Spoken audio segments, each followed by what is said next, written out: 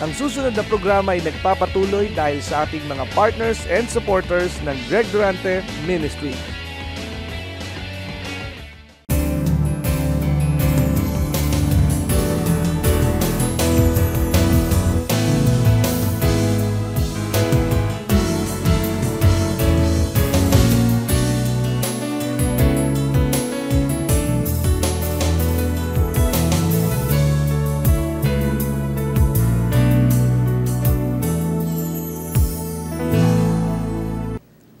They have the form of godliness, but they lack the power thereof.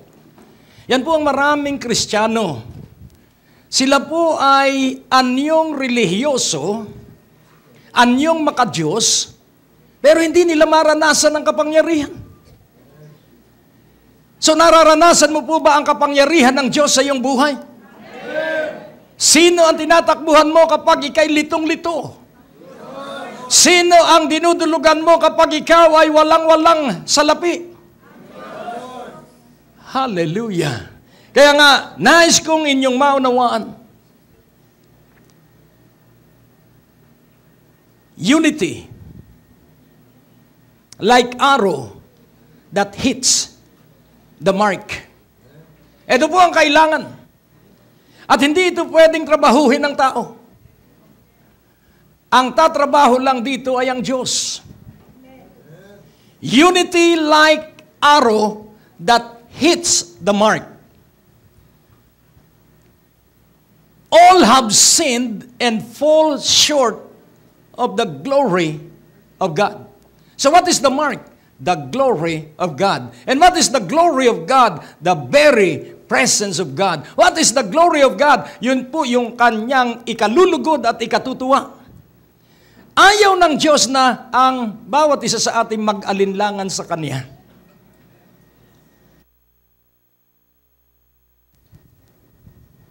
Napakadali pong mag-alinlangan sapagkat meron tayong sariling isipan. Marami tayong natutunan sa nagdaan na buhay natin. Na alam natin na pag tayo sinipon ng katapat ay Vicks at pag hindi nadala ng Vicks, marami tayong iinumin. Tayo po ay automatic ang desisyon dahil para tayong doktor. So, may mga pagkakataon po that pwede mong sabihin, I am a doctor, I heal my body. Yan po ang maraming tao at ito po ay normal at natural. Subalit pansinin po natin, higit pong may mas malalim na dahilan ang sipon o ang ubo o kung anuman. Subalit, ang tanging nalalaman ko, ang sakit ay nakikita sa katawan at ito'y nagmumula sa espiritu. Human spirit. Kapag may sakit po ang espiritu ng tao, ito po'y makikita sa kanyang katawan. Kaya napakahalaga po na ating maunawaan na tayo po ay may kaaway. Hindi po yun yung iyong kasambahay.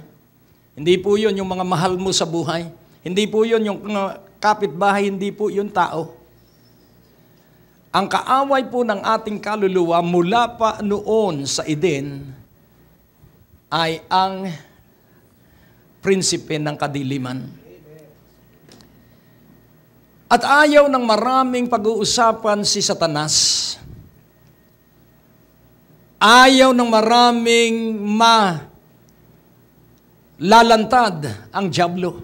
Ayaw nila ng tungkol kay Satanas. Ang gusto nila ay tungkol lamang sa mga bagay. Kagalingan, maraming pera, malusog na katawan. At yun po ay bunga ng tagumpay. Meron pong pakikipaglaban at hamok na gagawin tayo. At yun po ang dapat nating matuklasan at matutunan. Sa 2 Kings 13:15-19, ito po ay sa panahon ni Elisha at ni Haring Joas. And Elisha said unto him, the king, take bow and arrows. And he took unto him bow and arrows. Verse 16, and he said to the king of Israel, put thine hand upon the bow. And he put his hand upon it, and Elisha put his hands upon the king's hands. So pansinin po natin, hinawakan ni King Joash ang pana, at hinawakan naman ng propeta ang kanyang kamay.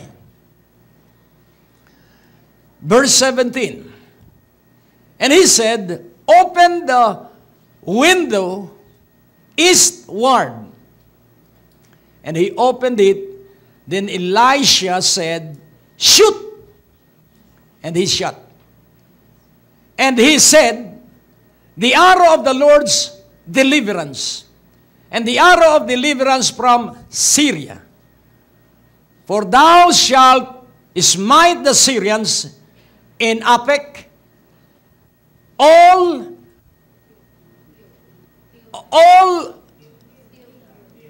till thou have consumed them. Hanggang sila ay malipol mo.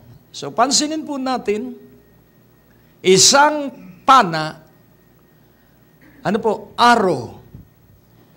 Bow and arrow. So yun po ay literal na arrow. Pero may kapangyarihan ng Diyos. Sapagkat kapag ito po ay linakipan ng salita ng Diyos, hindi na yun pangkaraniwang pana. Ito ay the arrow of the Lord's deliverance. And then sa verse 18, and he said, take the arrows.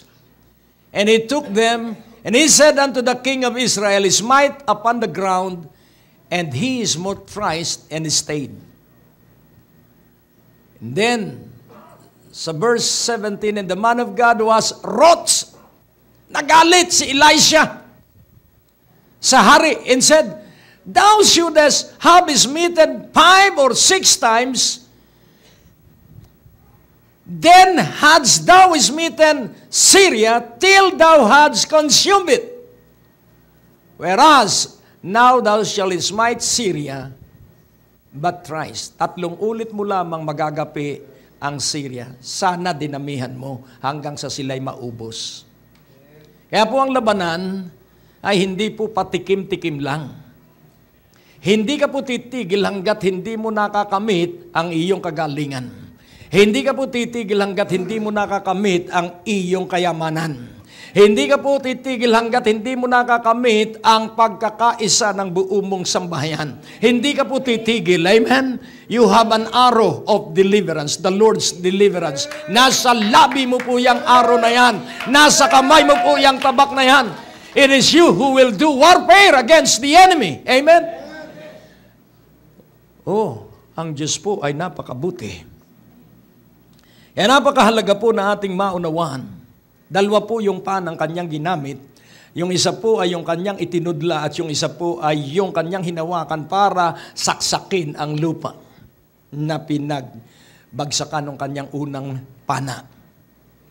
So pansinin po natin, sabi ko, Panginoon, ano po itong arrows of deliverance? At ito po ang nakita ko. Unity, the first arrow. And then sa Ephesians 4:7, the second arrow, 2 arrows. Kailangan gamitin mo at saksakin mo ang pwersa ng kadiliman at huwag kang titigil hanggat hindi ka nilulubayan ng kanilang pwersa. But unto every one of us is given grace. Sabihin mo, grace, according to the measure of the gift of Christ. So the second arrow is grace.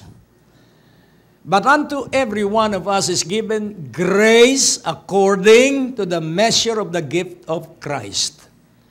So atin pong pansinin ano po yung according to the measure of the gift of Christ. Tingnan po natin sandali sa Romans 12:3 at maunawaan natin kung ano yung measure of the gift of Christ. For I say, through the grace given unto me, to every man that is among you, not to think of himself more highly than he ought to think, but to think soberly, according as God hath dealt to every man the measure of faith. Dalawang ulit po, the measure of grace according to the gift of God, and the measure of faith. So atin pong unawain that we were saved by grace. Through grace. Praise God, through faith. I was saved by grace through faith. You were saved by grace through faith. So the measure of the gift, yung sukat nung kaloob. Kaya kung atin pong uunawain, tayo po'y magtatagumpay lamang by grace. Hindi po tayo magtatagumpay dahil tayo makisig. Hindi po tayo magtatagumpay dahil maganda ang iyong damit. Hindi po. Hindi po tayo magtatagumpay dahil marami tayong pera. Hindi po. It's always by grace. Amen po ba? Kaya hindi mo titingnan na magbabaka sakali ka na sana gumaling ako. Ikaw po'y matagal nang pinagaling sa iyo pa lamang isipan. Always remember this, that faith, when you believe, it is a done deal. Done deal. Amen? Tapos na po yun. Huwag kang mag-aalinlangan kahit may nararamdaman ka pa. Ang sabi nung isa, that is fanaticism. No, that is faith.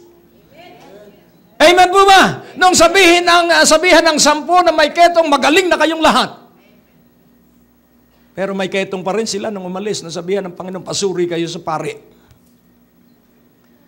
At sila nagsigaling patungo doon sa pagpapasuri. And nais kong ipaunawa sa inyo, we are all qualified for rapture.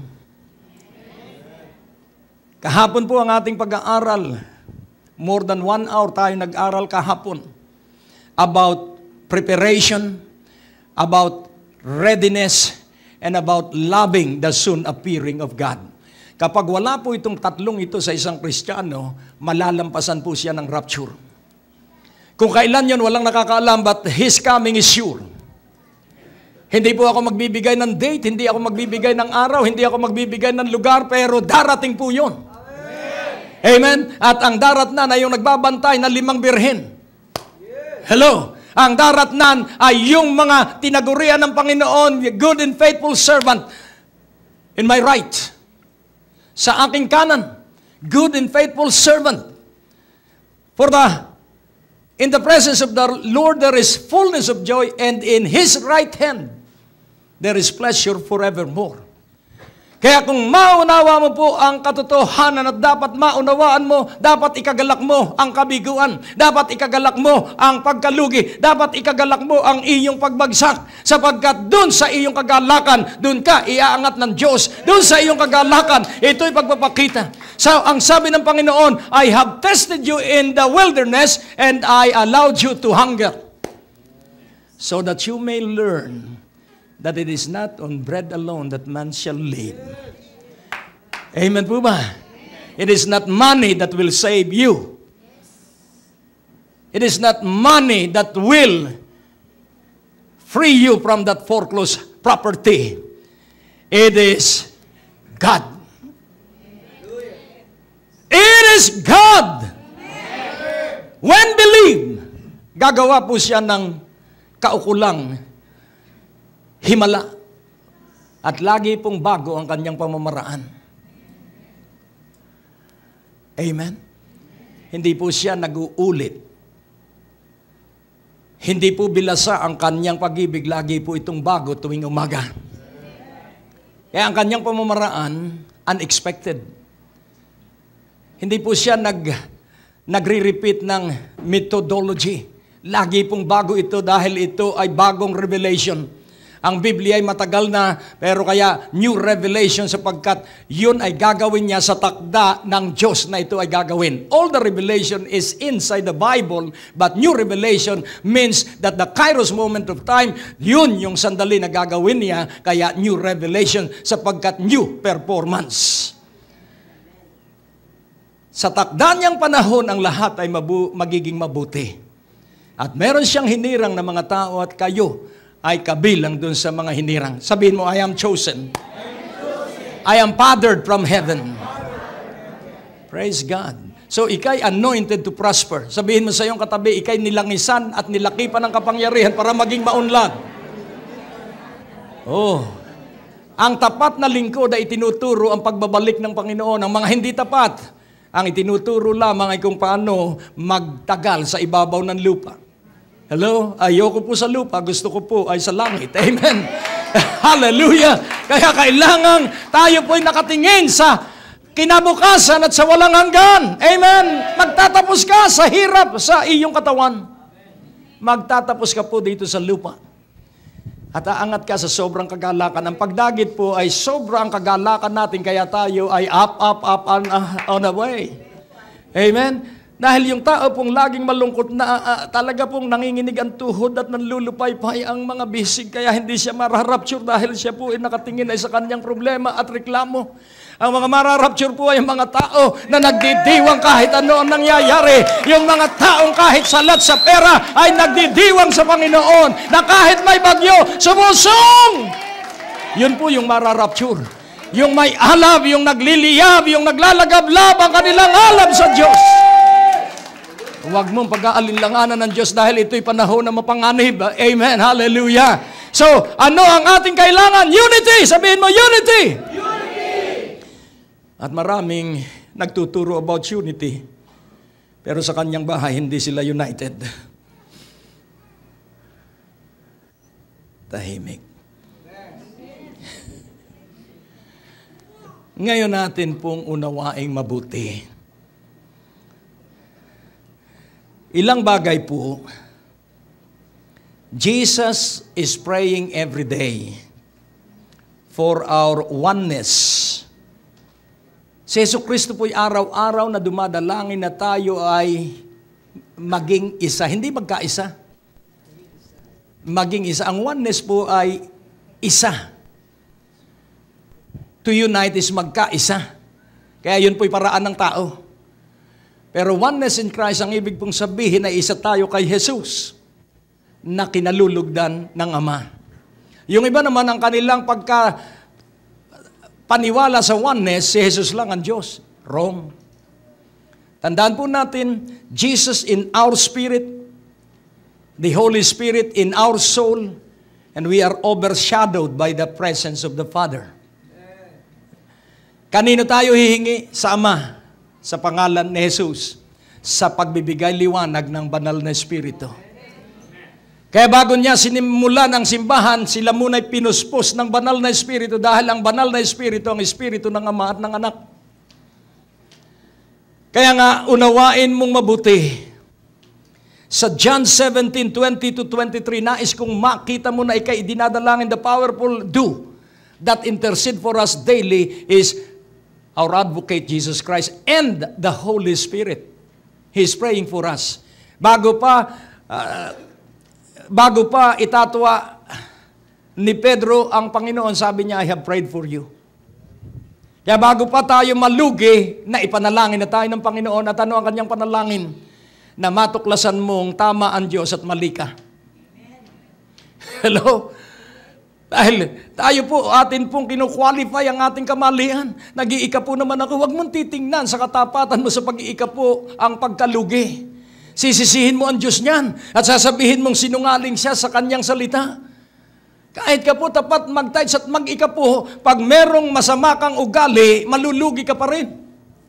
Tingnan mo ang iyong katabi. It's always character. Amen po ba?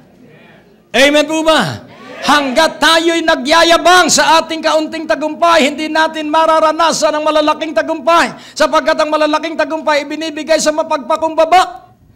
At sino po ang mapagpakumbaba? Yung hindi alam na siya nakagawa ng mabuti habang siya gumagawa ng kabutihan. Nung ako ay walang matirhan, pinatira mo ako. Nung ako ay nasa kulungan, dinalaw mo ako. At nung wala akong damit at ako'y hubad, dinamitan mo ako. At nung ako'y gutom, ako'y pinakain mo. At sasabihin ng matuwid, kailan ko po ginawa sa iyo yun, Panginoon. whatsoever you do to the least of your brother.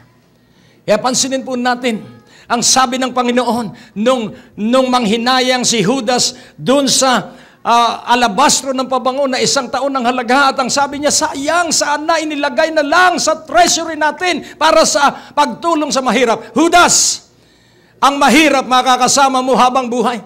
Hello? Huwag kang mananalangin na mawala na ang mahirap. Paano gagawa ang mayaman ng kabutihan kung walang mahirap? Hello? Laging merong mahirap. Maiibsan ang kahirapan ng mahirap, pero merong lilitaw uling panibagong mahirap. Sapagkat tuloy-tuloy ang kabutihan ng Diyos. Tuloy-tuloy ang pagpapala at biyaya ng Diyos. Para meron tayong paggagamitan ng mga pagpapalang ibinigay sa atin. Sabihin mo, ang Diyos ay napakabuti. At ang sabi po ng verse 22, and the glory which thou gavest me, I have given them, that they may be one, even as we are one. So pansinin mo po na ang nag-uusap dito ay ang kanyang Ama at ang Panginoong Jesus. So, you are the head because of the glory. The glory which thou gavest me. Ang luwalhating ibinigay mo sa akin, ibinigay ko sa kanila. Kaya lahat ng ibinigay sa iyo, ibigay mo rin sa kanila. Ang lahat ng pahayag na natanggap ko, ibinibigay ko sa inyo. Hello? Lahat ng biyaya at pagpapala ay ginagamit ko para sa kalwalhatian ng Diyos. And the glory which thou gavest me, I have given them, that they may be one, even as we are one, semicolon, verse 23, or colon, I in them. So what is the glory? What is the glory? I in them, and thou in me. That they may be made perfect in one, and that the world may know that thou hast sent me, and hast loved them as thou hast loved me. Isa-isahin po natin. This is unity, this is oneness, this is perfectness. I in them, so si Jesus sa atin. Amen? So nagsasalita si Jesus sa harap, at tayo ay nakaharap kay Jesus. Nagsasalita siya, I in them. Kasama ako. Amen? So, ako sa kanila. I in them. And thou in me. And thou in me, I in them. So, ang sabi ng Panginoong Jesus, ikaw ay nasa akin, at ako ay nasa kanila, kaya tayo ay nasa kanila. Nakuha niyo po? Wala kang dapat katakutan. Kamatayan, bakit mo katatakutan? Ay kasama mo ang mag-ama. Hello? Bakit mo katatakutan ang kakapusan ng pera? Ay kasama mo ang mag-ama. Kaya kaming mag-asawa ay 37 years ng kasal dahil kami ay laging nag-uusap. Pag may kasama ka, mag-usap kayo. Ang lasting marriage po ay pag-uusap ng mag-asawa. Hindi po siopaw at kung anumang pasalubong, mag-usap kayo sapagkat nilikha kayo sa pag-uusap. Hello? Amen. So, I in them, and thou in me, that they may be made perfect in one. And that the world may know that thou hast sent me, and hast loved them as thou hast loved me. Paano po ba iniibig ng Ama ang anak? Ito po, simple lang. Nung sa Mount of Transfiguration, ano po ang sabi ng tinig? My most beloved Son. Nun pong sa kanyang baptism in water, and then the Holy Spirit descended to him like a dove. Narinig ulit yung tinig. Ano po? My well-beloved Son. So, ano po yung pag-ibig ng Ama? Ipinagmamalaki niya ang anak. Amen po ba? So, kapag ikaw ay ipinagmamalaki ng Ama, Satanas, si Job ay tapat kong lingkod. Ipinagmamalaki ng Diyos si Job. Hello? Kaya nga ang aking mga anak, kahit na ano pa sila, pinagmamalaki ko sila. Bakit? Because I love them. Hello? And that the world may know that thou hast sent me. At malalaman ng sanlibutan na ako ay isinugo mo, sapagkat yung pag-ibig mo sa akin ang siya ring pag-ibig na ibinibigay mo sa kanila. At ano ang pag-ibig ng Ama na kapag dumaan ka sa kakapusan, hindi ka masasaktan. Kapag dumaan ka sa sakit, hindi ka matatalo ng sakit. That is the love of God. Amen po ba? Yun ang pag-ibig ng Diyos. Ika'y idaraan sapagkat walang isang taong hindi dumaraan sa pagsubok. Lahat po ay nangyayari ang pagsubok. Ngunit, may kakayahang ibinigay sa bawat isang at sa atin ang Diyos na tayo'y magtatagumpay sapagkat walang mabibigo sa atin sapagkat kasama natin ang Diyos. Oh, purihin ng Panginoon. Kaya nga po sabi ni Apostol Pablo, naranasan kong magutom at naranasan ko ring mabusog. Naranasan kong yumaman at naranasan ko ring maghikahos. Sa lahat ng ito, natutunan ko. Do not praise God only in prosperity. Praise Him even more in adversity. Amen po ba? Kaya kung mas malakas ang pagpupuri mo sa Diyos sa panahong ikay wala. Pag binigyan ka ng malaki, lalong malaki ang iyong pagsamba sa Diyos. Kung nung walay sinasamba mo ang Diyos, pagdating nung sa iyo, lalo mo siyang sasambahin. Kaya wag mong sabihin, saka ko sasambahin ng Diyos pag ako pinagpalanan niya. Pagpalain mo ako, Panginoon, kung hindi mawawalan ka ng anak. Hindi po ganun ang relasyon sa Diyos. Ang Diyos po ang laging masusunod. Amen po ba? That thou hast sent me and hast loved them as thou hast loved me. Kaya nga po, Jesus has prayed for each one of us. Kaya hindi po tayo madadaig ng anumang pagsubok, ng anumang alalahanin, ng anumang suliranin, ng anumang krisis. Why? Dahil dinalangin na po tayo ng Panginoon. Amen po ba? At ano kaya ang kanyang panalangin? That nothing can separate them from my love. Yan po ang panalangin ng Panginoon, na walang anumang bagay o pagsubok ang makapaghiwalay. Ang natapos na palatuntunan ay nagpapatuloy dahil sa inyong mga pinansyal na kaloob na ibinibigay sa Greg Durante Ministries. Tapos na naman po ang ating palatuntunan at nais po naming makarinig mula sa inyo. Maaari po kayo sumulat sa PO Box 4135 Manila o mag-text sa mga numero na nakikita nyo sa ating screen o tumawag sa mga telepono na inyo pong nakikita din sa ating mga screen at handa po kaming makarinig mula sa inyo ng patotoo ng pagpapala at biyaya at tagumpay. At kung kayo po ay napagpala sa palatuntunang ito, maaari nyo pong ipadala ang inyong mga kaloob sa iba't ibang sangay ng Bangko de Oro sa buong Pilipinas at maihatid ang mabuting balita sa lahat ng panig ng bansang Pilipinas. At kung kayo po ay wala pang dinadaluhang panlingguhang gawain, inaaniyahan po namin kayo sa 2nd floor, Medicare Building, Ortigas Avenue, Green Hills, San Juan, alas 9:30 ng umaga at alas 4:30 ng hapon. Lahat po ay welcome sa gawain ito. At tuwing araw ng Biyernes, meron po tayong Night of Revival sa ganap na alas 6 ng gabi. Dito rin po sa Green Hills, San Juan. Magsama-sama tayo sa palatuntunan ito sa ganito rin pong oras at patuloy ninyong maranasan ang biyaya at kasapatan ng ating Panginoon, and it's always a great day to live.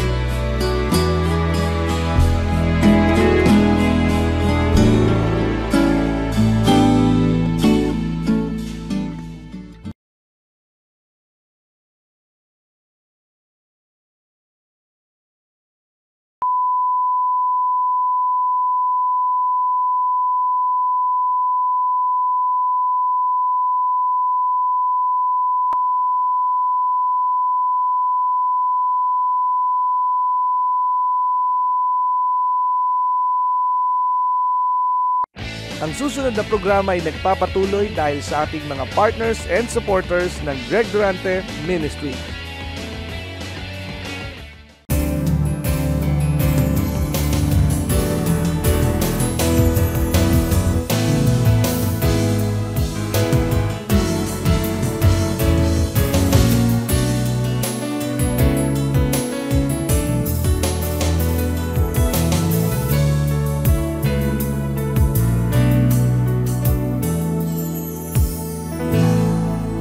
alam mo po, mabuhay. It is flimsy. It is weak kapag ang isang Kristiyano ay naligayahan lamang sa pera. Ang pera po pag idinaan sa apoy, nasusunog. Pero ang pagtitiis po pag dinaan sa apoy, lalong nagiging lantay. Hello? Kaya nga pag idinaan ang lahat-lahat sa apoy, dahil lahat tayo dadaan sa baptism of fire. At titingnan kung tayo nakatayo pa rin. Kaya nga po, unawain nating mabuti para po tayo ay makapagpatuloy sa unity. Sa Genesis 11, doon sa Tower of Babel, ang sabi ng Diyos, Aba, isa na lang sila, iisa ang kanilang salita. Makakamta na nila ang lahat ng kanilang ibig. So if we have only one language, hello, kung meron lamang tayong isang salita, and what is that language? Sabi nung iba, kailangan mag-aral ka ng Hebrews. Kaya maraming, ito sa puro totoo lang po. Yun lang nung high school, yung Pilipino. Hirap na ako sa grammar na Pilipino, yung mga pandiwa, yung mga panitikan. Hirap na ako. Paano pa sa Hebrew? Hello? Kaya nga ipinahintulot ng Diyos na si Wycliffe ay ma-translate ang Biblia. Ako naman nagtataka dun sa mga tao na ibinabalik sa Hebrew language ang Biblia. Bayaan mo na lang yung mga Hebrews. I love them, I respect them. Pero sa English lang, nagkakamali tayo dahil sanay tayo sa tagli sa text. Pati spelling, hindi na natin ma-spell. College graduate na. Why? Mali kasi ang text. Kaya nga, unawain mong mabuti. Simpleng-simple lamang ang Biblia na pinahihirap ng mga tao para sila'y masabing magaling sila. At sila lamang ang makaka-interpreta ng kasulatan. Hindi po ganon. Kahit po bata, maiintindihan po ang salita ng Diyos. Kaya tingnan mo, kaya buhay ka ngayon dahil naiintindihan mo ang salita ng Diyos. Ano bang mahirap sa salita ng Diyos? Magbigay ka at ikaw ay tatanggap. Ano pong mahirap doon? Kapag hindi natin ginawa yon, hindi natin maiintindihan yon. Pero pag ginawa mo, magugulat ka. Dahil yung 100 mo hindi maubos-ubos dahil nag-uunahan yung naglilibre sa iyo ng pamasahe. Hello? Hindi mo maintindihan kung bakit tumagal yung iyong 1,000 piso ay 10 araw na nandun pa sa iyo ang 1,000 piso. Why? Doon mo maintindihan that when you give, you will receive. Yung iba naman, nakatuon lang ay sa receive. Ito po ang sasabihin ko sa inyo. Without giving, no receiving. So, atin pong unawain, unity. How to attain unity? Kailangan po ang one vision. Kailangan po ang one purpose. Isang pangitain, isang layunin. Ano po ba ang iisang pangitain? Ito po, iisang pangitain. Na ang marami ay maging isa. So what is the vision of Jesus Christ? That there will be one body under the headship of Jesus Christ. Sa ngayon po, ang daming katawan ng Panginoong Hesukristo. Lumigid ka lang sa Metro Manila at sasabihin nila, kami ang tama, kayo'y mali. Kaya napakarami po ng katawan ng Panginoong Hesukristo, 1 ulo, 1,000 ang katawan.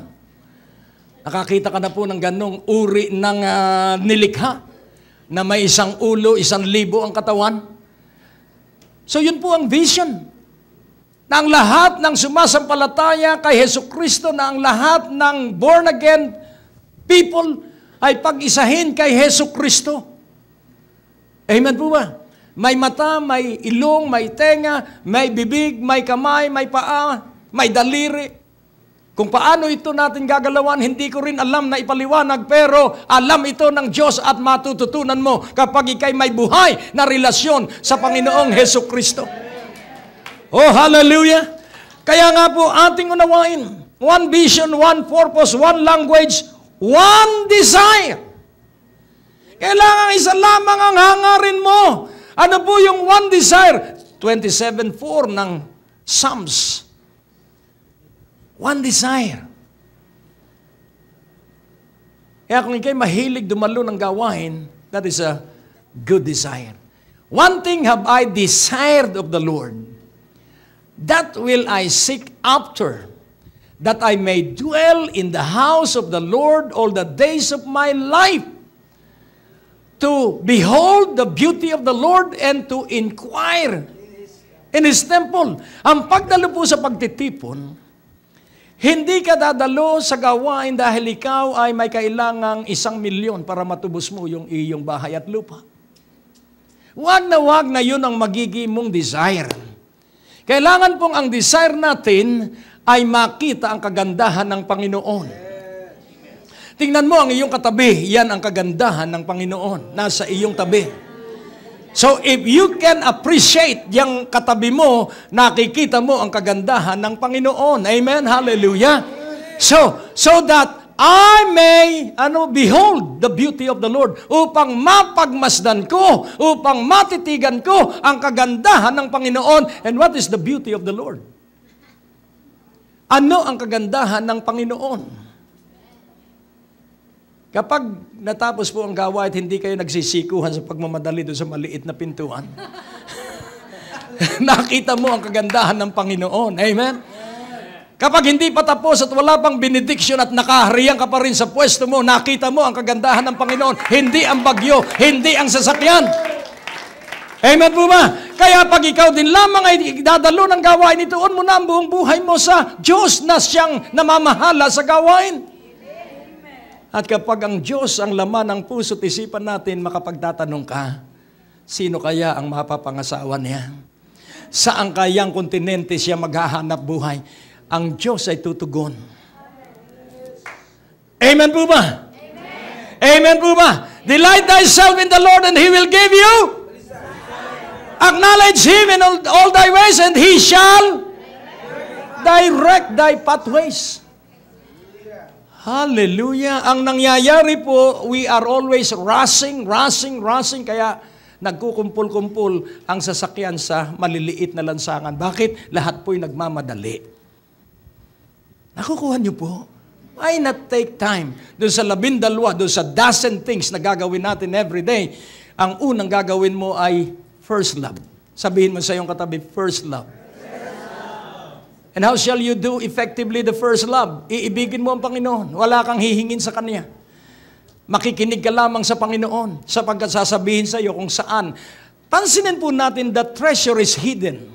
Ang kayamanan mo ay nakatago sa Isaiah 45. Pero ang sabi niya, aking ipakikita sa aking lalaking si Cyrus na hintil na hindi ako kilala, pero ililitaw ko yung mga nakatagong kayamanan. So kung ikay magiging maalab sa Diyos, isisiwalat ng Diyos kung nasaan yung kailangan mong yaman. Amen po ba? Amen po ba? Ngayon kailangan maging maalab tayong lahat sa Diyos. Amen po ba? Kaya napakahalaga po ng ating hangarin ay ang Diyos. At ikaw po ay laging dadantayan ng mapagpalad, mapaghimalang kamay ng Diyos at magugulat ka na lamang isang araw dahil yung iyong hiningi. Magugulat ka sapagkat laging ang Diyos ay nanggugulat. Sapagkat ang Diyos ay kagulat-gulat. Amen? Ang Diyos ay full of surprises. Kaya kapag nakapasa ka na ang iyong mithiin ay ang Diyos, hallelujah, hindi ka po mahihirapan, hindi ka po tatrabaho sapagkat ang nahihirapan ay nakasumpa. Hindi po pagkasumpang ikamamatay. Dahil ang sabi ng Diyos, pansinin po natin, isinumpa ng Diyos ang lupa sa Eden. Isinumpa ng Diyos ang ahas. Hindi niya isinumpa si Eva at si Adan. Ang sabi lang, sa iyong pagdadalang tao, ikaw ay mahihirapan. So hindi po sumpa yun. Yun po ay para turuan siya na magtiis upang mahalin niya yung kanyang isisilang na anak. Hello? At kay Adan, hindi rin isinumpa si Adan. Sinabi lang yung consequence ng kanyang pagsuway. Mula ngayon, ang iyong kakanin ay galing sa pagpapatulo mo ng pawis. Ibig sabihin, pag hindi siya nagtrabaho, walang pagpapala. Pero kapag ikaw ay wala dun sa consequence ng pagsuway ni Adan, at ano ang paglaya dun sa bunga ng kanyang pagsuway, araw-araw ibigin mo si Jesus. Ganun lang kadali, Pastor. Ay ano, gusto mo mahirap? Hello? Ibigin mo lang ang Panginoon, paniniwalaan mo lang ang Panginoon. Amen? Ganun lang kadali, ganun lang kasimple. Kaya doon sa iyong paniniwala, meron tinatawag na waiting time, seeking time, knocking time. Doon po maraming napapariwara. Dahil gusto nila sa timetable nila, God will not work that way. Kailangan sa pasyan ng Diyos, hindi sa pasyan natin. Pero, nandun na po yung katugunan. Nandun na yung iyong hininging bahay. Nandun na yung iyong hininging pera. Nandun na yung lahat. Hintayin mo na lang. At doon po maraming napapalupasay sa paghihintay dahil ang gusto niya ay yung nakikita niya sa kayamanan ng mga mayayaman na. Tandaan mo po yun, maraming araw na hindi kumakain yung mayaman ngayon. Maraming araw silang ipinagdusa. Maraming araw na sila ay nagtiis bago nila nakamit yung kanilang 10 milyon. Hello. At sa pamamagitan lamang ng grasya, kaya sabi ng Panginoon, ganito kayo manalangin. Huwag mo kaming ipahintulot sa mahigpit na pagsubok. Ano po ba ang mahigpit na pagsubok? Halos hindi ka na makagalaw dahil mahigpit. Magsuot ka nga po ng mahigpit na damit. At ikaw ay alumpihit at sumasakit ang tiyan mo dahil ipit na ipit yung iyong tiyan. Hello? Kaya ang pagsubok po ay makapagsasayaw ka doon sa loob ng pagsubok. Amen? Amen? Hallelujah. Ano po yun? Nang ibig sabihin, ikay mag-i-enjoy at ikay makapagpapapadyak at magsasabing, Panginoon, purihin ka po sapagkat sa umiibig sa iyo at alam mong ako'y umiibig sa iyo, kaya idinaraan mo ako sa pagsubok. Ang hindi iniibig, hindi itinutuwid. Hello? Tanungin mo ang iyong katabi, ikaw ba'y may pagsubok? Anong sabi? Oo. Itinutuwid ka ng Panginoon para ikaw ay pagpalain. Amen po ba? Ang akala nung iba, kinalimutan na sila ng Diyos. No. God said that I will not in any way give you up or fail you, nor leave you without support. I will not in any degree leave you helpless, nor forsake you, nor let you down. Yang iyong pagsubok ang iyong pintuan patungo sa iyong pagangat. Amen po ba? Yang iyong kawalan ngayon ang iyong pintuan para sa pagyaman mo. Kung matututunan mo lamang kung ano ang iyong dapat gawin. Kaya nga po, let us unite with Jesus who prayed for our unity. One vision, so what is the vision? One body, the head, Jesus Christ. And then one family, one household. And the Father is Abba, Father. So if we are all filled with the Holy Spirit, then we shall call Him Abba, Father. Ano po ang Abba? Ito po'y personal relationship. Kasing ganda po ito ng itay. Kaya nga ating unawain. So what is unity? So how to attain unity? With one vision, with one purpose, with one language, and one desire. And what is unity? Unity is like oil. Unity is like the dew of Hermon.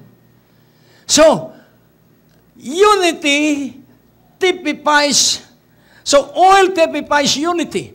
So ano po ang unity? Oil. So kapag sa sambahayan po, katulad namin, magkakaisa kami sa sambahayan. Ang ibig ba sabihin, Pastor, hindi kayo nag-aaway? Maraming pagkakataon po kami nagtatampuhan. Pero hindi po nasisira yung aming pagkakaisa sapagkat kami nagpapakumbaba. Kami ay naggagalangan. Kami nagpapatawaran. So unity is not absence of disunity. There is disunity in order to attain unity. Amen po ba? May pagsasalungatan. At may pagkakatuto doon sa pagsasalungatan at ang tanging makapag-iisa sa atin ay ang buklod ng pag-ibig. Amen po ba? Kaya nga ang sabi sa Colossians, put on the bond of love. So, atin pong unawain, kayo ay magsuot ng bigkis ng pag-ibig. So, unity is like oil, it is like an anointing. At kailangang makarating po tayo sa pagkakaisa sapagkat ang oil po ay ibinubuhos mula langit, bubuhos ang kapangyarihan ng Diyos, mula langit dadaloy ang hamog ng Diyos. Karanasan ko na po na pag bumabagyo, paglalabas na ako ng revival, tumitigil ang ulan at pagdating sa bahay, saka umuulan. Yun po yung protective covering ng Diyos. One time, bumutok ang pinatubo. At yung coaching paggamit sa akin ng simbahang pinaglilingkuran ko noon ay walang air filter at cleaner. Hindi ko naman alam na pumutok na pala ang pinatubo. Sabi ko, nabago na yata ang daigdig, na dito na ang snow. Dahil kapaligid namin saging, puting-puti yung saging at yung lupa.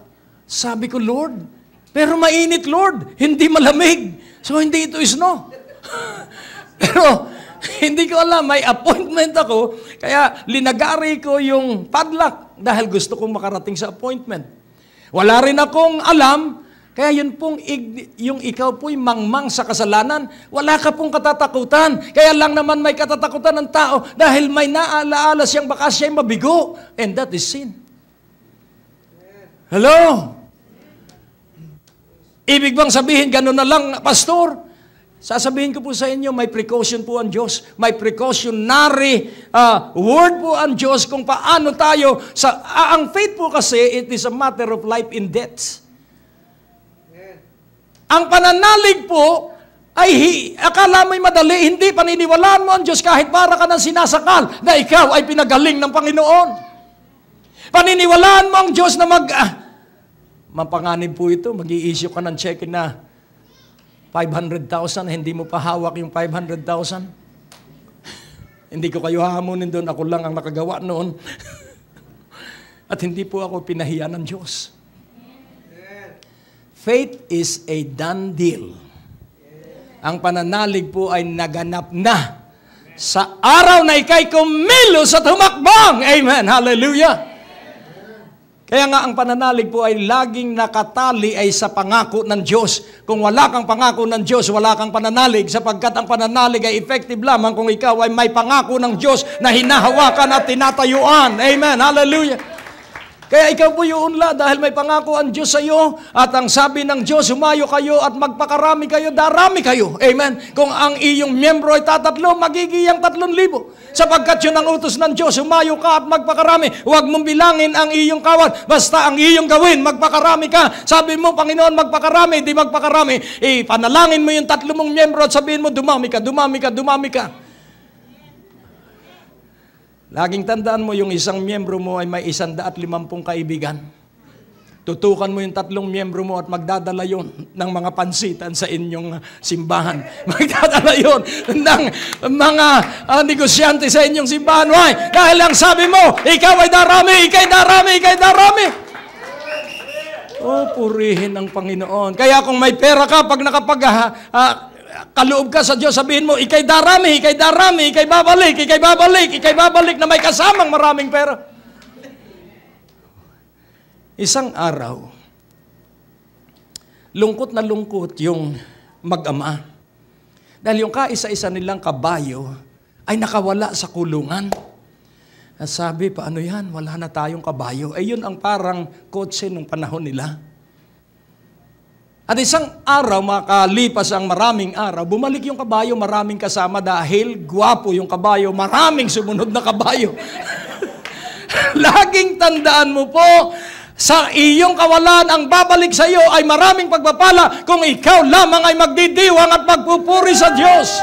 Huwag mong tingnan ang iyong problema. Huwag mong tingnan ang iyong kakapusan. Ang tingnan mo ay ang gagawin ng Diyos doon sa iyong kawalan. May gagawin lagi ang Diyos. Oh, purihin ng Panginoon. Tingnan mo uli ang iyong katabi at sabihin mo, hamong-hamon ka na. So, the practice of unity. Paano po tayo magsasabuhay ng pagkakaisa? Sa 2 Corinthians 6:14. Ito po ang sasabihin ko sa inyo. Huwag kang makikipagnegosyo sa swetik. Huwag kang makikipagnegosyo sa kuripot. Hello? Be ye not unequally yoked together with unbelievers. For what fellowship hath righteousness with unrighteousness? And what communion hath light with darkness? Ano po ang ibig sabihin? Do not work together with those who don't believe in God. Iisahan ka lagi niyan. Ang magiging inyong hatian, dalawa sa akin, isa sa iyo. Iyon po yung unbeliever. Pero ang believer po, sige, ano bang gusto mo? Iyon na yung iyong lahat ng gusto, Lot. At ang matira sa akin, akin. At ano ang natira kay Lot? Ang natira kay Abraham, mga bulubundukin. At ang sabi niya, Panginoon, pag hindi ka po magpapaulan mula sa langit, tigang ang lupa ko. Kaya ang nagdilig ng lupain ni Abraham ay ang Diyos. Kaya ang kanyang lupain ay nakinabang at umani ng napakarami. Kaya laging uunawain mo na ang pag-asa nating lahat ay ang Diyos.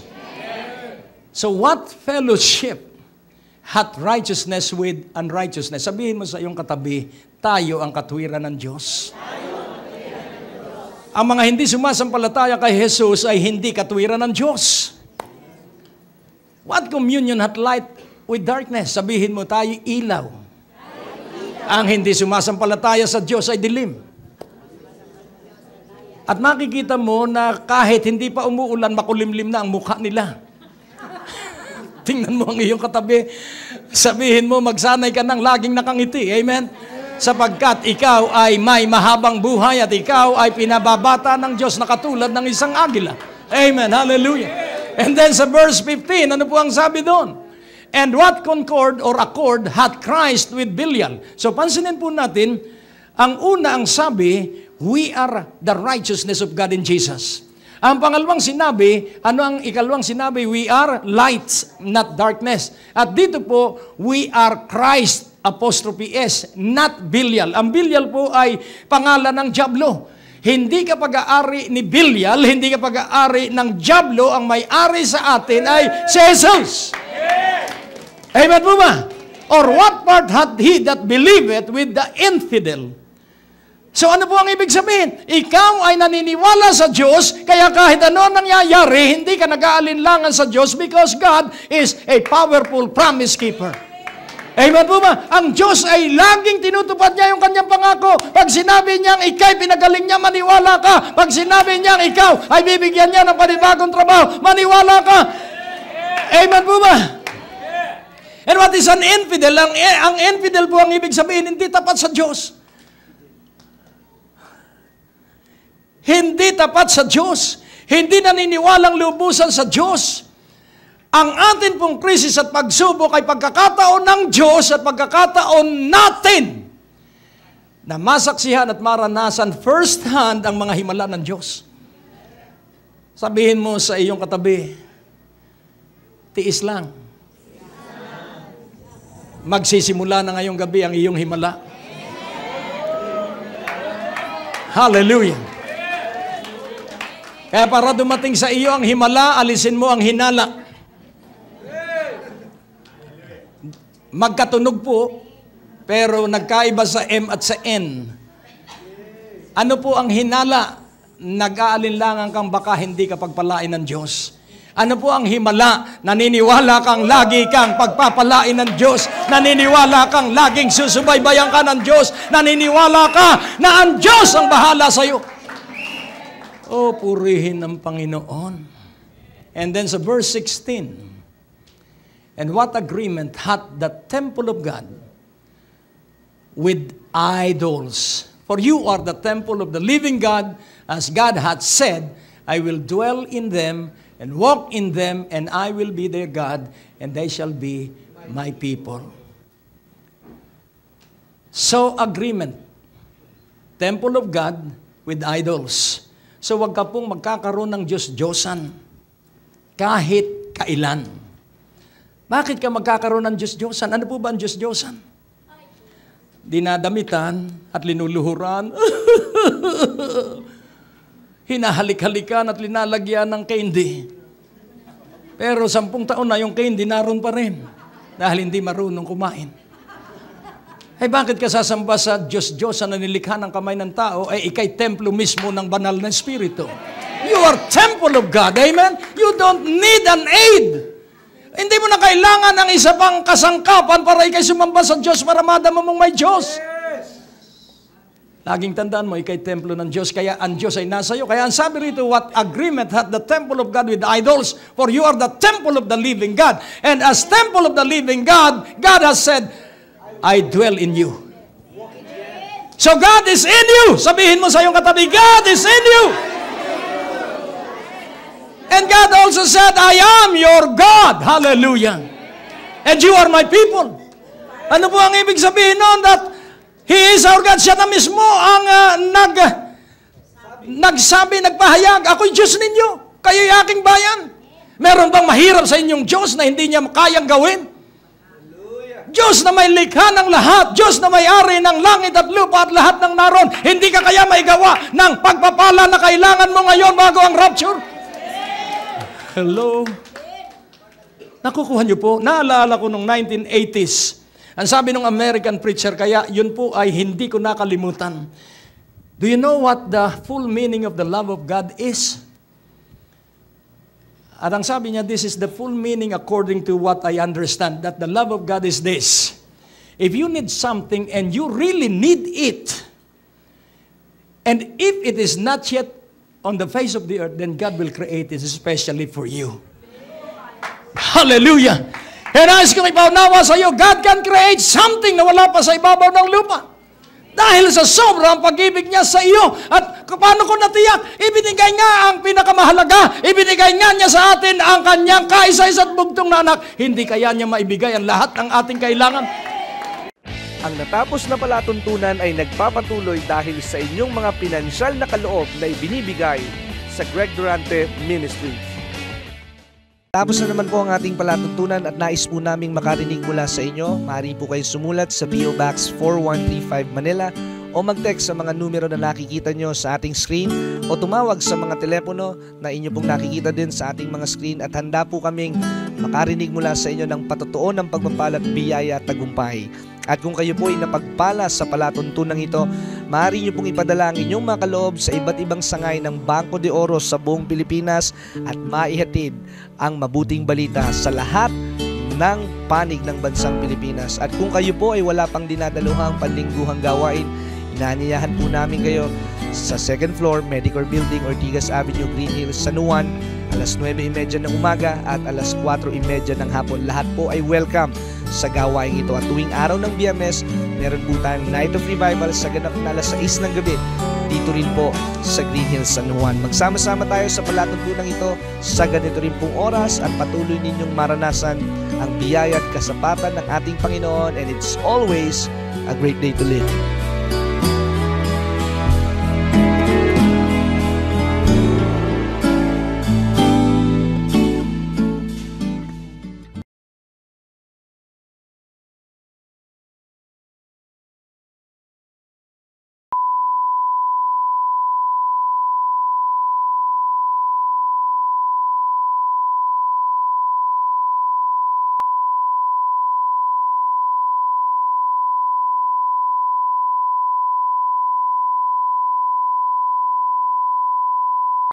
Ang susunod na programa ay nagpapatuloy dahil sa ating mga partners and supporters ng Greg Durante Ministry.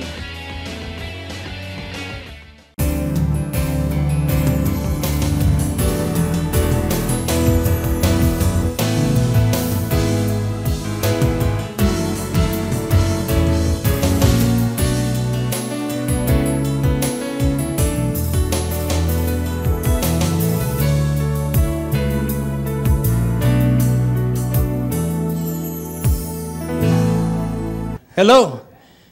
If you want a managerial position, train somebody who will replace you. Kapag walang ipapalit sa iyo ang iyong boss, hindi ka mai-promote. Kaya huwag kang maiinggit at huwag kang magseselos kung merong umuunlad na sumusunod sa iyo. Tiyak pong uunlad dahil ikaw ang tutularan. Mas bata sila kaysa iyo, kaya mas malakas sila at mas higit na sila ay uunlad. Kaya ako'y tuwa kapag ang mga anak ko ay nakikita ko sila na mas mahusay sila kaysa akin. Ako'y tuwa. Sabi ko nga sa isang conference, sa isang pastoral meeting, sabi ko, alam nyo, talagang may bumati sa akin na mas mahusay daw ang mga anak ko kaysa akin. At ang sabi naman nung chairman o nung asawa ng chairman, ang ibig sabihin, magaling kang trainer, pastor. Hello? Amen po ba? So, unawain po natin at tingnan po natin sa verse 44 and 45. Ito po yung commanded blessing na po. Ito po yung pagpapalang iutos ng Diyos sa iyong opisina, sa iyong bahay, sa lahat ng iyong ginagawang iniutos sa iyo ng Diyos na gawin. And gave them the lands of the Hithen. This is transfer of wealth. And they inherited the labor of the people. So, ibinigay ng Diyos sa kanila yung lupain ng mga hindi naniniwala sa Diyos. Ano ang Hithen? Mga hunghang. And they inherited the labor of the people. So, yung kanilang pinagpaguran, inilipat sa mga anak ng Diyos. Hallelujah! Sa verse 45, ano po ang sabi? That they might observe His statutes. Bakit pinarana sila ng transfer of wealth? Para sila ay maging masunurin sa mga tuntunin ng Diyos para ipagpatuloy nila ang batas ng Panginoon at kung magkagayon, pupurihin nila ang Panginoon. Amen. Hallelujah. Kaya isa po ang layunin ng pagpapala natin para purihin natin ang Panginoon. Philippians 1:9-11. Ito pa po ang isang napakahalaga na iyong dapat maunawaan. And this I pray, that your love may abound yet more and more in knowledge and in all judgment. So, ito ang dalangin ko, na ang inyong pag-ibig ay umunlad ng maunlad sa pagkakilala at sa tamang mga pagpapasya. So, ano po yung tamang kaalaman at pagpapasya? Verse 10, that you may approve things that are excellent, that you may be sincere and without offense till the day of Christ. Ano po ang ibig sabihin? Na ikaw at ako ay walang anumang pagkakasala sa pagbabalik ng Panginoon sa ulap. So what is that life without offense till the day of Christ? Ito po. Ikaw po ba ay wala nang hindi pinatatawad sa iyong buhay? Lahat po ba'y napatawad mo na yung mga taong sanhi ng iyong pagkaalis sa trabaho? Yung teacher na nang lait sa iyo nung ikaw ay elementary pa? Ikaw po ba'y nakapagpatawad na at inalis mo na sa isipan yung mga taong sumira sa iyo na akala mo ay sila ang sumira sa iyo? Hindi po, kasangkapan lang sila. Kaya kung tayo po'y makapagpapatawad, hello, kailangan pong wala tayong kagalit. Hindi baling magalit sila sa atin, pero wag mong papatulan sila. Sa Ephesians 4:23, babalikan po natin yung verse 10. And be renewed in the spirit of your mind, 24. And that you put on the new man, which after God is created in righteousness and true holiness. Verse 25. Wherefore, putting away lying, speak every man truth with his neighbor, for we are members one of another. So tayo po ay bahagi ng isa't isa dahil tayo'y kabilang sa iisang katawan. Amen po ba? And then sa verse 26, be ye angry and sin not. Let not the sun go down upon your wrath. Pansinin po natin, napakahaba po nitong pangungusap na ito dahil colon, semicolon, comma, and then sa verse 27, neither give place to the devil. So kapag tayo po ay may galit o sama ng loob, may pwesto po at may lugar ang dyablo sa ating isipan. Tingnan mo ang iyong katabi. Huwag mong bigyan ng lugar ang dyablo sa iyong isipan. Verse 28. Let him that is stole steal no more, but rather let him labor, working with his hands the thing which is good, that he may have to give to him that needeth. So pansinin po natin, kapag tayo po ay maalab sa Diyos, maluwag po sa atin ang pagtulong. At kapag walang pamasahe yung iyong kapatiran at gustong makadalo ng revival, iyong pamamasahihan. Hindi ka mariringgan. Bahala ka sa buhay mo. Wala kang pera. Mahina ang pananampalataya mo. Diyan ka na lang. Hindi po. Brother's keeper. Amen? Am I my brother's keeper? Kaya tayo po ay makikita lagi sa kaluwagan. Ito po yun. Amen po ba? At merong ambagan, halimbawa, anibersaryo ng simbahan, ikaw po ay laging handa at ang ibibigay mo ay yung mamahalin, wag yung mumurahin. At pag pastor, first class ang ibibigay mo. Nakita ko yung pastor na kaibigan ko, awang-awa ako sa kanya dahil ang kanyang jeep ay pampasahero na nabiling second hand o third hand o fourth hand, hindi ko alam. Dahil kapag siya'y sumakay, itinutulak, nagkasakit sa puso. Dahil hindi siya makabili ng starter, itinutulak po yun.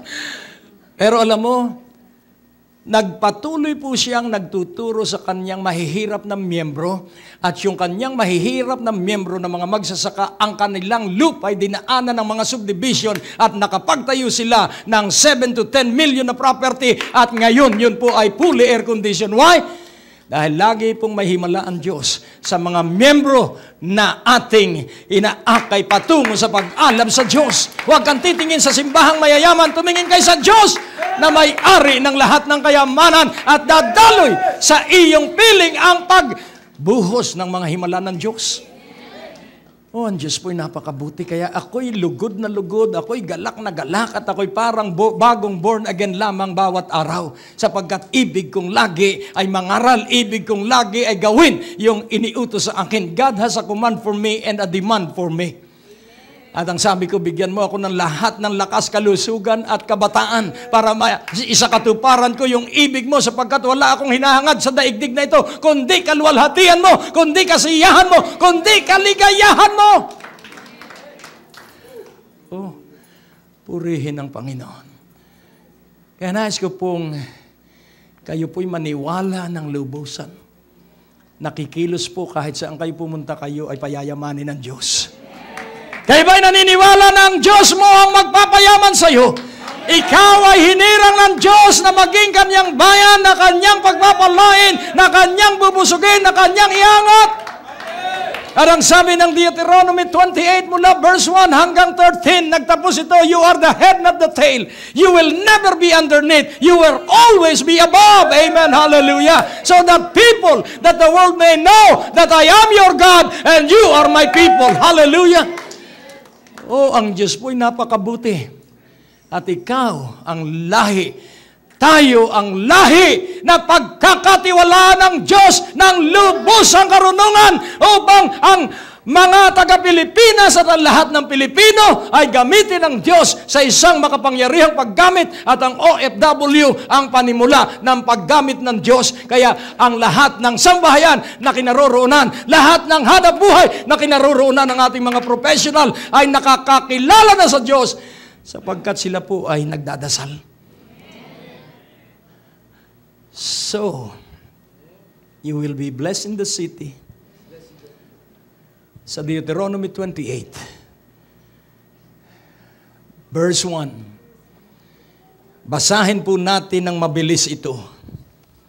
At ito po ang mangyayari sa inyong buhay mula ngayon.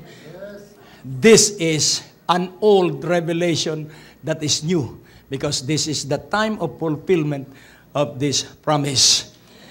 Kaya't babasahin ko po ng mabilis. Kaya kumapit kayo dahil mabilis kong babasahin ito. And it shall come to pass. If thou shalt hearken diligently unto the voice of the Lord thy God, to observe and to do all his commandments, which I command thee this day, that the Lord thy God will set thee on high above all nations of the earth.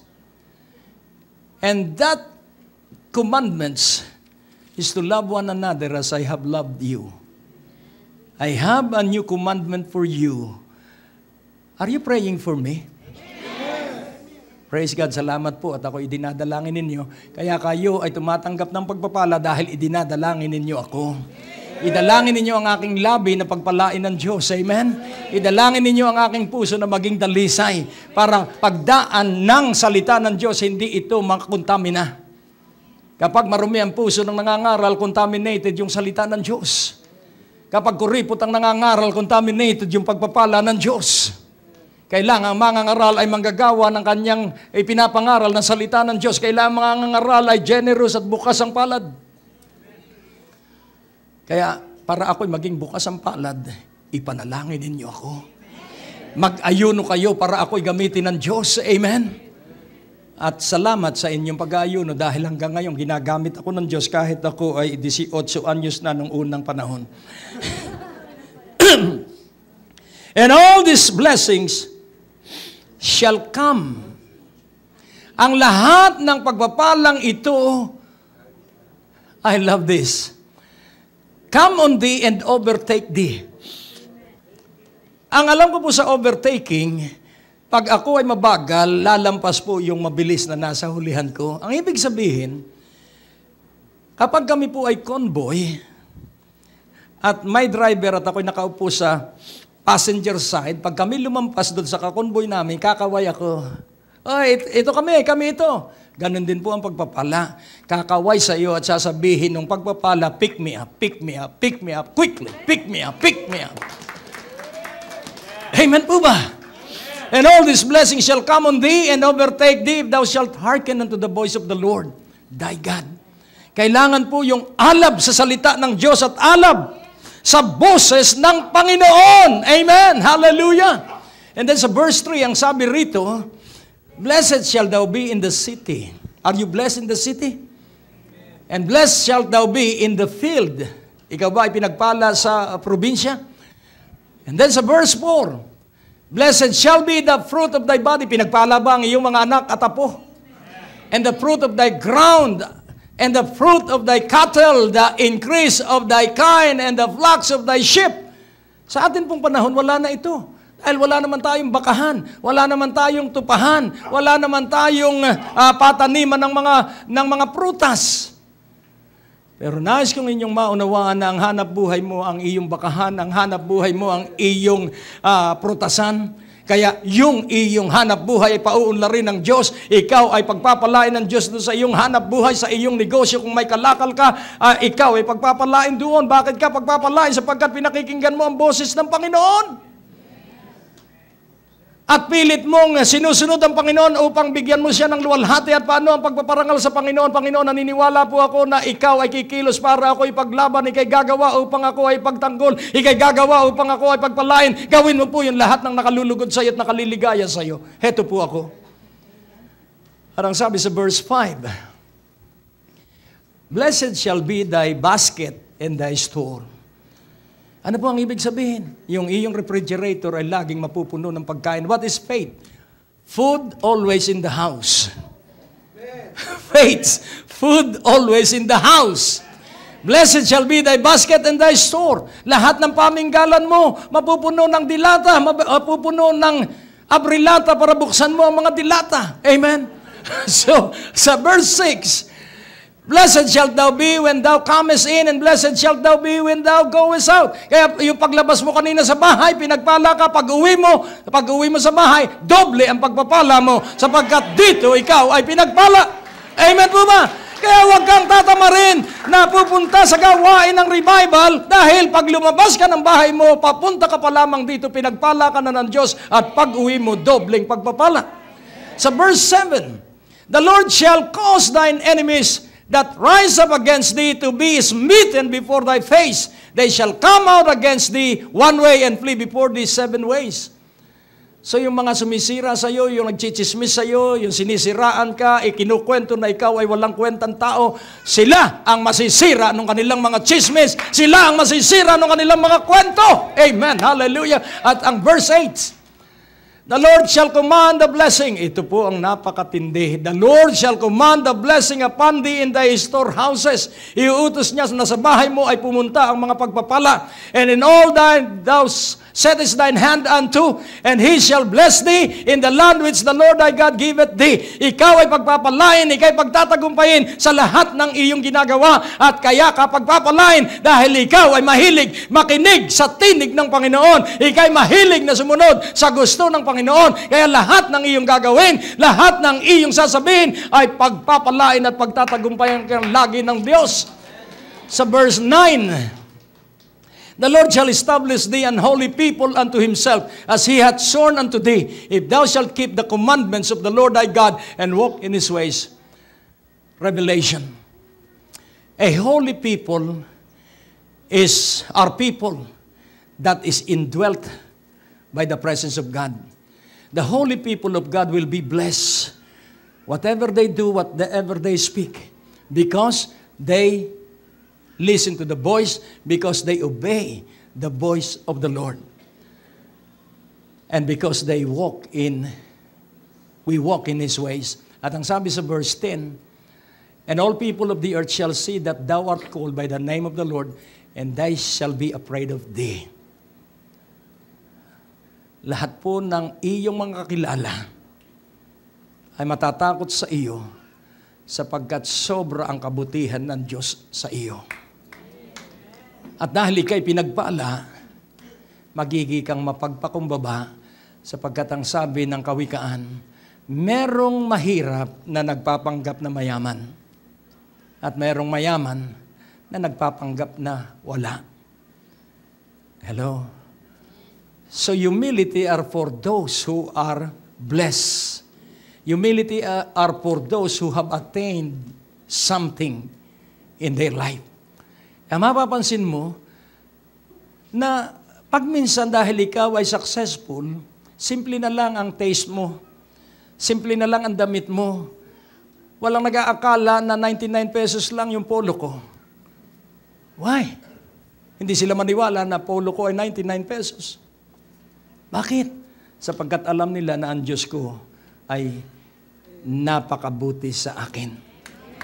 Amen po ba? So walang mag-aakala na ikay mayaman. Tingnan mo ang iyong katabi. Sabihin mo, alam ko mayaman ka, humble ka lang.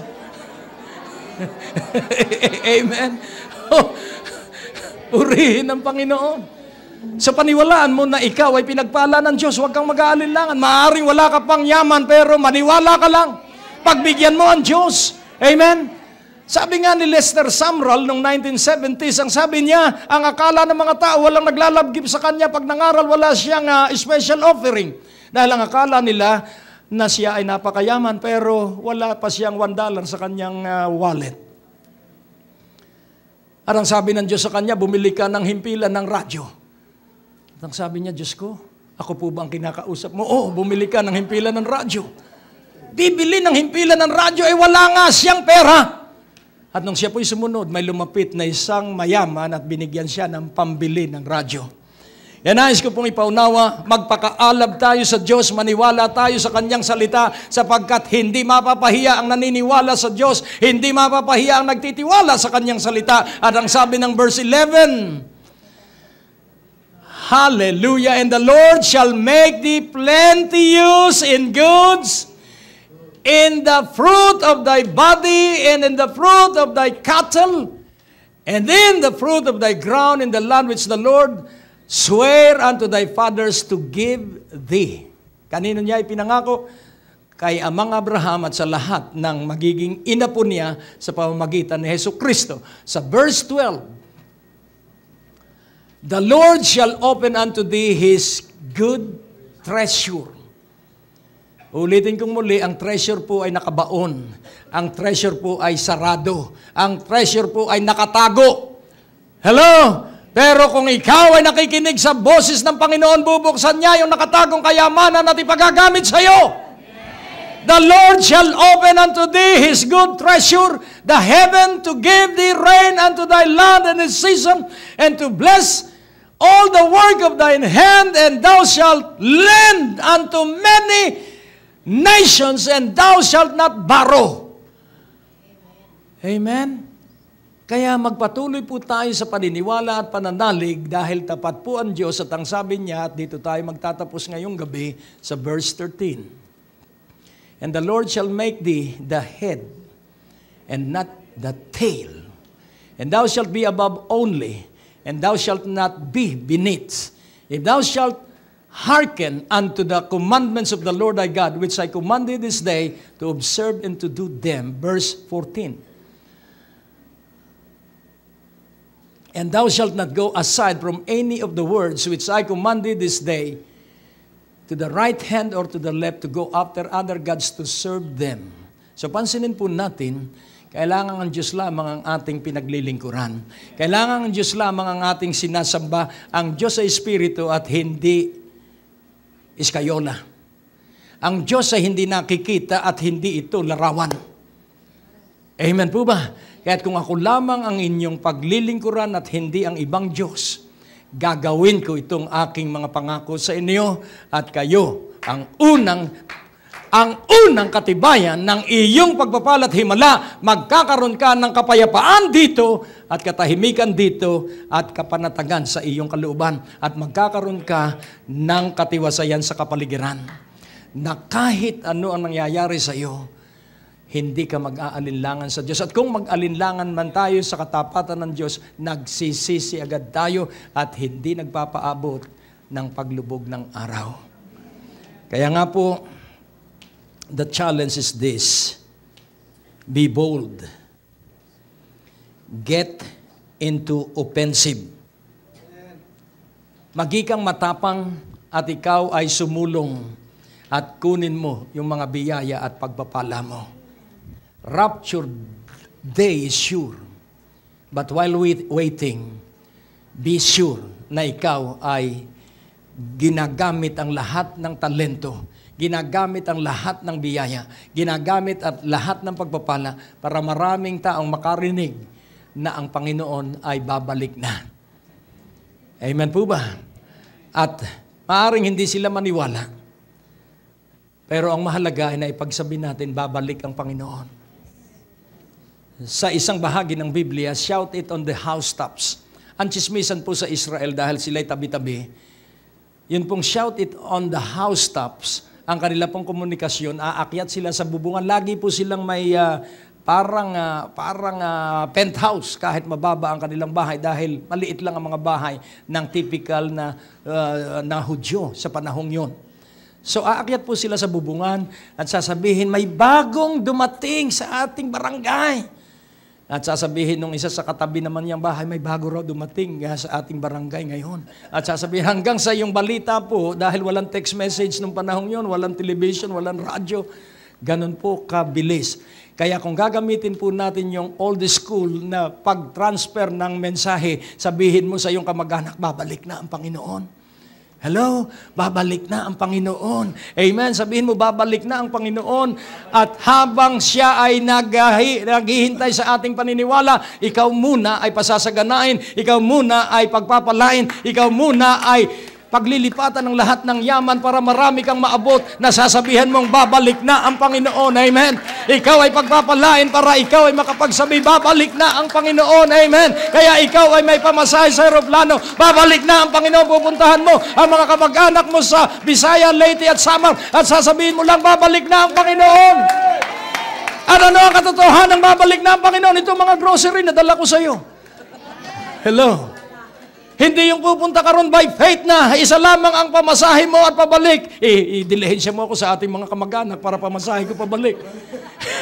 Hindi mo sila maniniwala. Amen. Kaya kailangan ikaw ay kumilos sa mahiwagang pagdaloy ng mga biyaya at pagpapala sa iyo at ipagsabi mo lahat ng ipinagsasabi na babalik ang Panginoon ay pagpapalain ng Panginoon ng tuloy-tuloy. Right focus. Amen. Pag tama ang iyong tinitingnan, tama ang iyong buhay. Amen. Si Jesus ang ating tingnan sapagkat siya ang tapat at totoong Panginoon at ikaw ay iangat niya at sa rapture, magugulat ka na lang, umaangat ka up and away at sasabihin mo, hindi ka natitingin sa lupa, hindi mo na iisipin pa yung naiwan mo sapagkat enjoy na enjoy ka sa pangitain dun sa ulap. Si Jesus! Ayun si Jesus!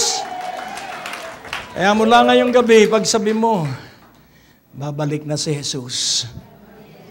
Let us be united in this wonderful message. Maranatha, Jesus is coming soon. And watch out kung ano mangyayari sa iyong buhay mula ngayong gabi. Bow down your head and let us pray. O Diyos na dakila amang makapangyarihan. This is not enough, but for a while, this is more than enough. Pagpalain mo po ang iyong mga anak at sila ay lalong mag-alab sa iyo. Pagpalain mo po ang bawat isa at maging pinagpala ang kanilang buhay, maging masagana ito sa makapangyarihang pangalan ni Jesus. At ang lahat ng naniwala ay sumigaw ng Amen. Praise God. Ang natapos na palatuntunan ay nagpapatuloy dahil sa inyong mga pinansyal na kaloob na ibinibigay sa Greg Durante Ministries.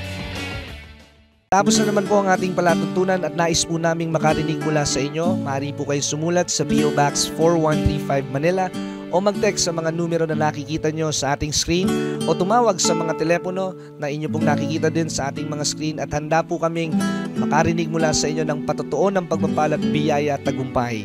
At kung kayo po ay napagpala sa palatuntunang ito, maaari nyo pong ipadala ang inyong mga kaloob sa iba't ibang sangay ng Bangko de Oro sa buong Pilipinas at maihatid ang mabuting balita sa lahat ng panig ng bansang Pilipinas. At kung kayo po ay wala pang dinadaluhang panlingguhang gawain, inaanyayahan po namin kayo sa 2nd floor, Medicor Building, Ortigas Avenue, Green Hills, San Juan, alas 9:30 ng umaga at alas 4:30 ng hapon. Lahat po ay welcome sa gawain ito. At tuwing araw ng Biyernes, meron po tayong Night of Revival sa ganap na alas 6 ng gabi.